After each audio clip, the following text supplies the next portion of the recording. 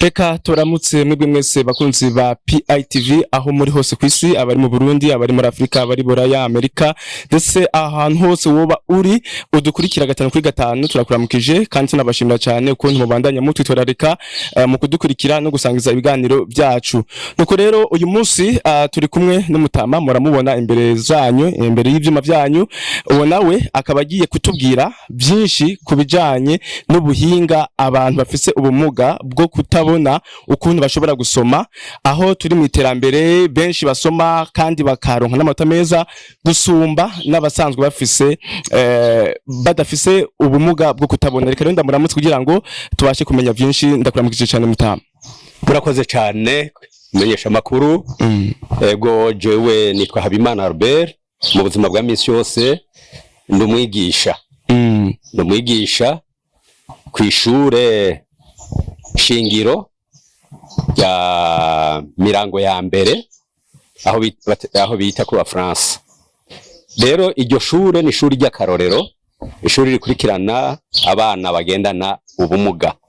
Rero kubw'ibyo ndashaka ndababwire kubijanye n'iby'abana bagendana ubumuga canke abantu bose bagendana ubumuga. Ubumuga buri kwinshi, hariho ubumuga bw'ingingo, hariho ubumuga bwo kutabona, hariho ubumuga bwo kutavuga, hakaba n'ubumuga bwinshi butandukanye usanga ababyeyi n'abantu benshi batanezerezwa n'abo bana bagendana ubumuga. Ariko no munsi rero ikintu kinjoheye nuko tugire tuganire ku kijanye n'iby'abana bagendana ubumuga bwo kutabona.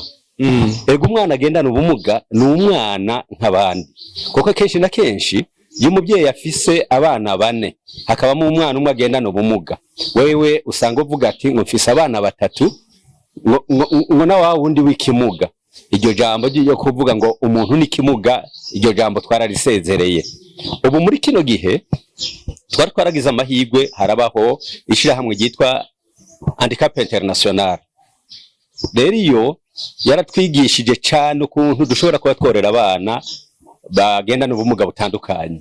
Rero ubu muri kino gihe mu 2018 leta yacu, leta y'u Burundi, leta mbyeyi, leta nkozi, leta senzi yarasizeho ubuyobozi bw'indero idakumira. Rero ubwo buyobozi bw'indero idakumira bwatumye bufata mu minwe ibijanye n'iby'abana bagendana ubumuga.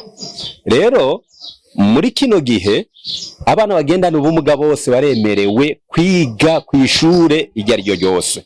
Abo bana bakabakurikirana, ariko hariho bamwe batazi aho bashobora kuba botwara abana babo.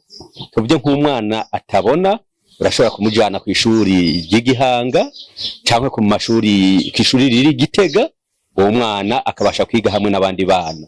Ariko rero iyo tuvuze indero idakumira tuba tuvuze ko umwana wese ubumuga bwose afise ategerezwa kuza kwigana n'abandi bana. Kumbure mutama ukiri ngaho, kumbura aho turaza kuhagaruka mu nyuma. Tugarutse mu mateka, mu bisanzwe ubwo buhinga bwo kwigisha abana batabona bwatanguye gute? Inkomoko yabwo ni he? Murakoze cyane nkuko mubimbagije. Murabona ibi byo kwigisha abana batabona, ibijanye n'iby'abana batabona, hariho umufransa yitwa Louis Braille, niwe yatanguye ibyo kwigisha abana batabona, ariko bahera ku bana bakuze, ku buryo yarafise ibikoresho byiwe byari bikozwe mu mbaho. Hanyuma rero harabaye novuga icyo bita exposition, hanyuma ariko arabyerekana, niho habonetse umudage yitwa Ore Braille. Agiyeyo arabibona, arabona ko izo mbaho, ibyo bikoresho by'abana biri mu mbaho bishobora kononekara biciye ku zuba canke ku mvura. Uwo Ore Braille aca yumvira kuba yokoresha ibintu bya plastike. Niho yahise ategura udukoresho turiko indome zose n'ibiharuro byose kugira ngo umwana ashobore kuba yokwiga afise ibikoresho. Rero muri ico gihe uwo Ore Braille kuri ibyo bikoresho byiwe, byatumye biba ibikoresho umwana yohera mu mwaka wa mbere ariko arakoresha mbere muri maternelle, ariko arakoresha kurinda bandanya uwo mwana akamenya gusoma no kwandika akoresheje ibyo biharuro. Nk'ubu akarorero urabona aka kantu na gatafari, reka dufate kara gatafari na kantu nashushanyije ku rupapuro. Aka gatafari karerekana, urebye ubona utuburungu, hariho akaburungu ka mbere kari hejuru, murabona ko kari hejuru ibubamfu, akaburungu ka kabiri kari hagati ibubamfu, akaburungu ka gatatu kari hasi ibubamfu, akaburungu ka kane kari hejuru iburyo, akaburungu ka gatanu kari hagati iburyo, akaburungu ka gatandatu kari hasi iburyo. Utu tuburungu rero nk'uko tubona kuri kano gapapuro, utu tuburungu nitwo dufasha umuntu kwandika. Aka rero duca tukita akabrika, agatafari, dukoresha ikirundi agatafari. Aha rero utu dutafari urabona ko turi ku tuburungu dutandatu. Aka gatafari niko kerekana indome zose dushobora kuba twokwiga canke umwana yokoresha mu kwandika. Rero dukurikije ibi bikoresho rero nk'uko bikoreshwa, ibi bikoresho birafise akamaro cane. Nk'uyu Lego Braille yabonetse mu 1932, ni Umudage. Umufransa Louis Braille yari yarateguye indome, ariko urudome rwawe ariko mu Congereza twita W, wewe ntiyari yarusizemo, ariko uyu Ore Braille w'Umudage acara rushiramo kugira ngo indome zice zikwira indome 26. Rero niyo turiko turandika urudome we turushira inyuma y'izindi zose. Rero akamaro ka Lego Braille, ka Lego Braille brick birafise akamaro cyane ku bana canke ku bantu bariko barandika. Icambere na mbere nko ku mwana muto biramunezereza iyo ariko arakoresha ibyo bikoresho.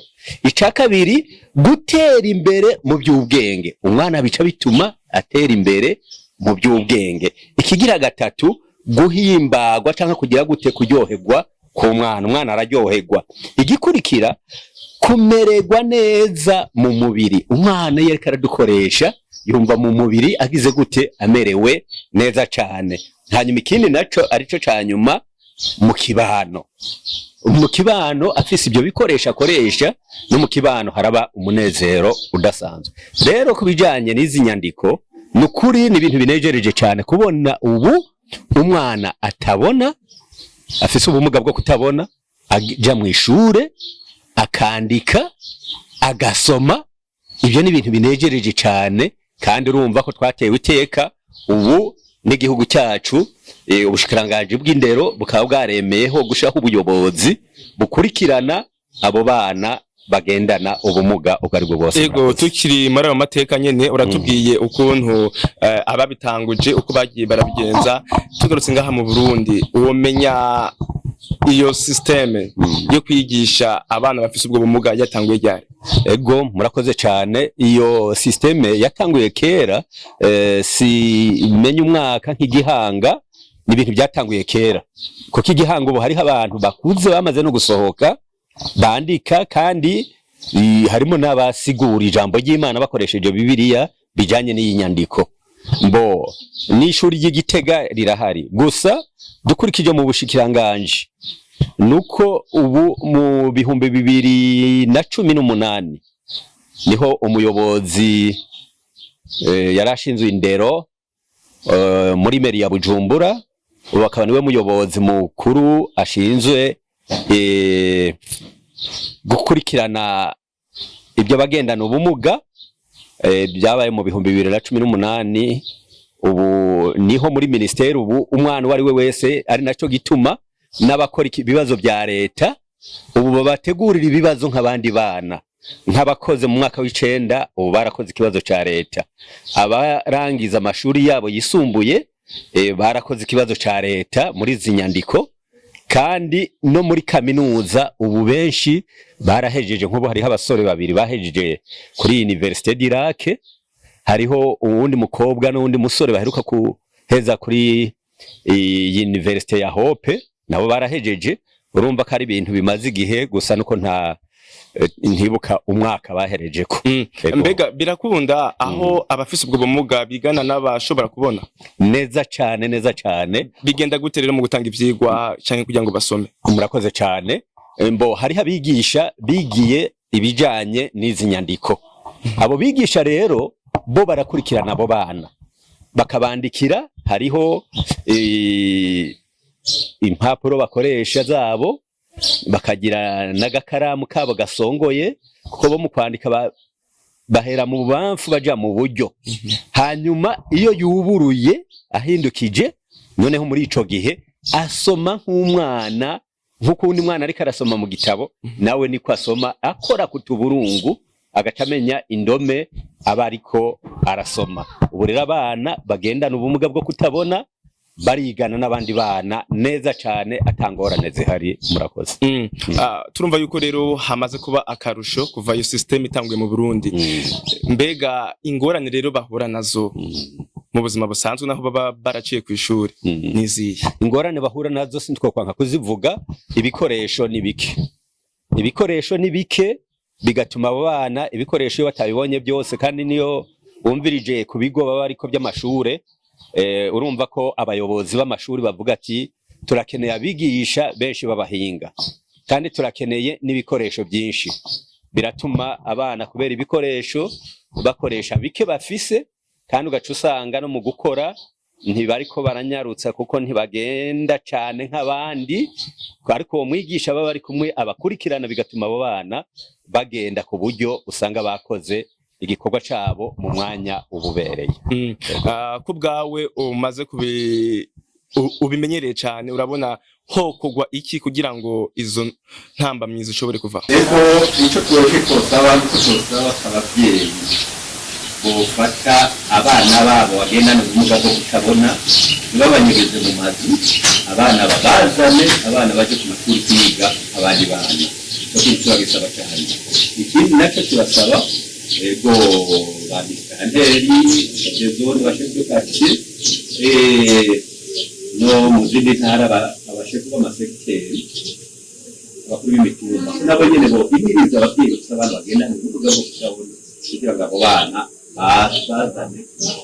Ikindi turasaba ubushikiranganji n'igituka kijyanye n'ikibazo cy'abana bafite ubumuga, cyane cyane bw'abana bakubona, kugira ngo babaronderere ibikoresho abana ibikoresho bikwiye ku mashuri, babona ko biga nk'abandi bana. Kandi ikindi nacyo turasaba ko bogwiza abigisha ntibabe ku mashuri amwe bafise cyane abana bagendana ubumuga, ahubwo bashireho abigisha bashobora kuba bokwira mu mashuri mu gihugu cyose, kugira abo bigisha bo barafasha abo bana kugira ngo abo bana bigekane.